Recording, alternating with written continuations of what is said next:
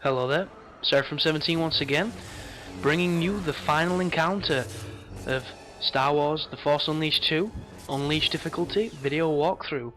And this is the one-on-one with Darth Vader. But stop right there, because that sentence alone should indicate excitement, but this is probably the worst boss fight I have ever played on any video game ever. And I mean that. And I've killed the fish on Earthworm Jim, and that's more of an epic fight than this piece of shit is. And the basic gist of it is, Darth Vader will hardly block attacks, and then sometimes he'll block everything, and every so often he might attack you, and he just runs away. That's pretty much it. And every time he runs away, he summons a bunch of clones of yourself, and the clones are all fucking dirty, homunculite, you know, really sunken, shallow-looking versions of yourself, because they've all been grown in space of an hour. And what you can do with the clones is, you can Jedi mind trick them, and they'll attack Vader, and you can also throw them off the edge, like you saw me doing just then.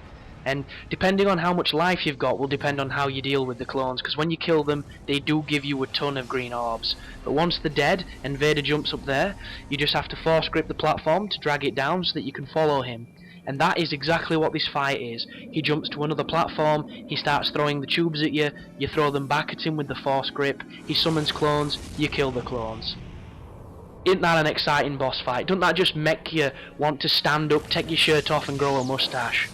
It's like, no, this is bullshit, this is not what gaming is fucking about. This is Darth Vader, one of the most iconic and synonymous bad guys in any film ever, in any franchise ever.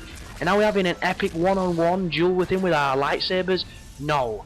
We're watching him fly around and throw test tubes at us, like fucking, I don't know. Oh, something ridiculous is what it is. Oh, why? I'm not even going to form words, because all my words are going to be is pure venom at how much I did not enjoy this game, and how much this boss fight could have been so much more. But when he grabs you, obviously wiggle your analog. One thing I will say to you guys is, when you get into the quick time events with Vader in this fight, make sure you win them, because if you lose them, they do more damage than anything he does to you. It's ridiculous how much damage it does. And because these dudes are back, throw them off the edge, use your Jedi mind trick to confuse them and then eventually blow them up, and just keep attacking Vader.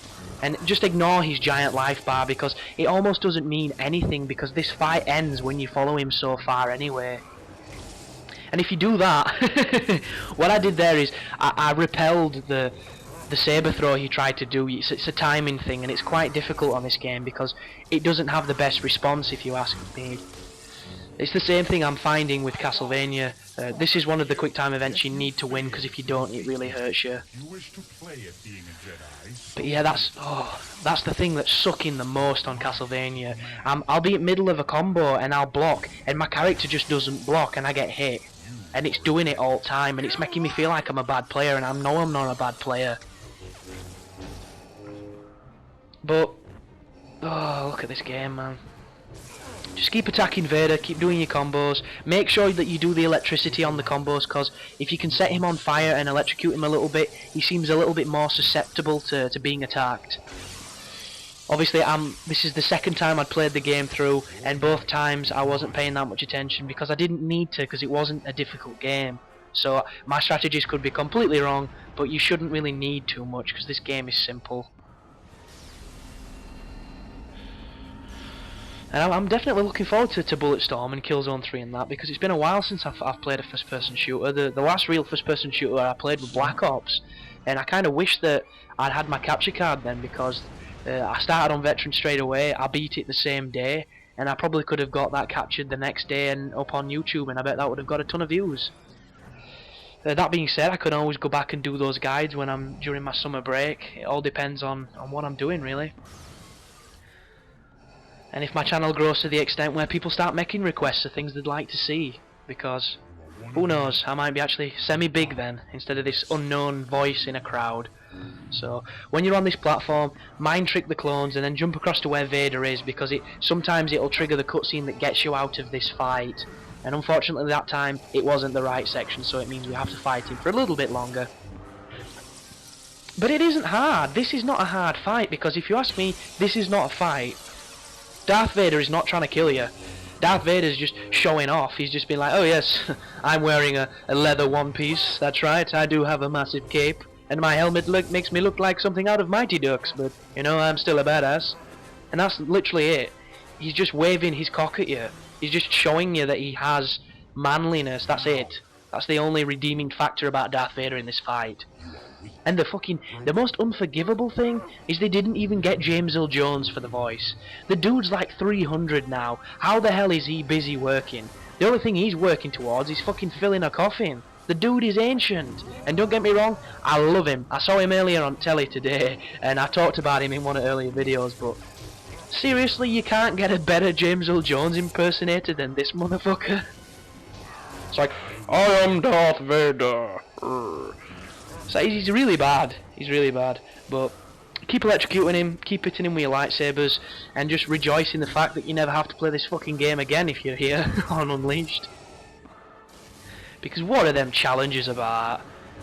Them challenges are probably the most broken bullshit things I've ever played, and I'm not even going to try and do them because I like having fun when I play games. I don't enjoy biting my pad and wanting to brain myself against a concrete wall. But keep shocking him, it doesn't really work. Just keep doing what you're doing, and this... you see, lost for words, just lost for words. And the funny thing is, I've got the DLC to upload as well, but that's going to only be, I think, 1 or 2 videos, because that DLC is so short. The only reason that I think that DLC is even worth it is because it's 80p to buy, or 80 Microsoft points.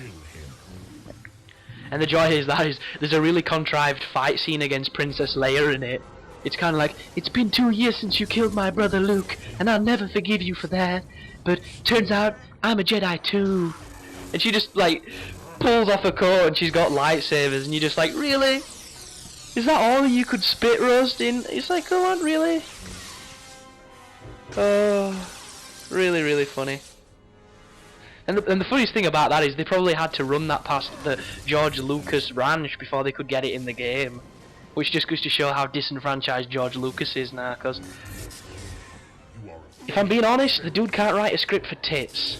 The original Star Wars were fantastic, but the most recent ones had some of the worst scripts I've ever seen. They really fucking did. Aside from the Death Sticks scene, that was genius, but that was on the worst one, if you ask me. So keep attacking Vader, keep fighting the good fight in this pointless battle, and just try not to fuck up these quick time events because you'll take a ton of damage if you do.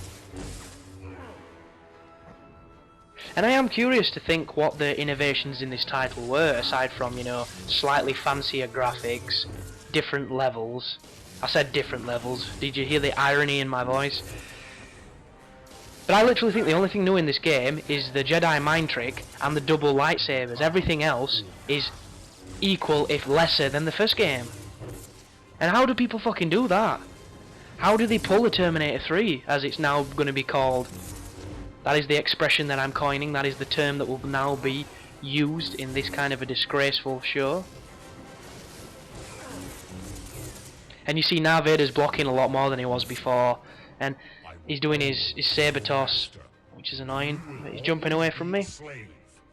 And a little indication that this fight's close to being over is when the platform that you're standing on when Vader jumps away from starts falling down, starts breaking off from this central column. Because that basically means you're at the end of the fight. And the best thing to do then is ignore the clones and just jump off the platform towards Vader, because you will eventually trigger the cutscene.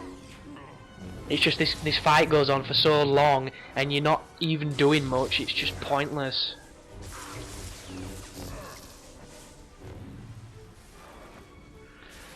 And before I started this guide, I even looked on YouTube and stuff to see if I were doing this fight wrong, to see if there is some really cool strategy that absolutely digs him and makes his life go down super fast, but there ain't.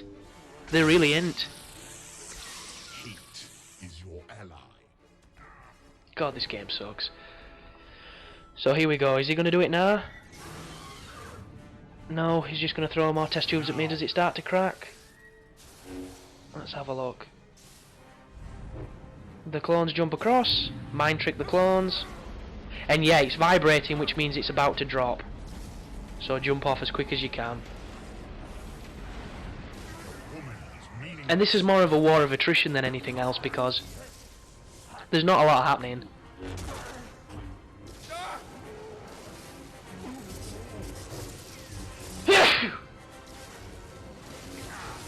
Just keep using your lightsaber, just keep attacking him when you can. Play it intelligent so that he doesn't counter you and do a lot of damage, because there's no point in playing this fight for a good 10 minutes and then fucking it up, because I bet the checkpoints are awful on it. I wouldn't know, in all honesty, because I don't think I've died on this fight because it's such a pathetic boss fight. And if you think this one's bad, wait till you see the last stage. That's practically a cutscene. It's that challenging. And you see, I'm saying it as if it's a bad thing, but for people that are playing a game and get to the end, just to know that the last boss is an absolute cakewalk can be a really good thing. It can be a really inspirational thing, because you've done everything the game had to offer at you. You've overcome all the challenges along the way, and now you know you've entered a comfort zone, which almost guarantees that you'll win. So when you jump across then, that last time, it'll go to a cutscene, and then you're out on this open area. I just trimmed the cutscene out because, yeah, this game sucks.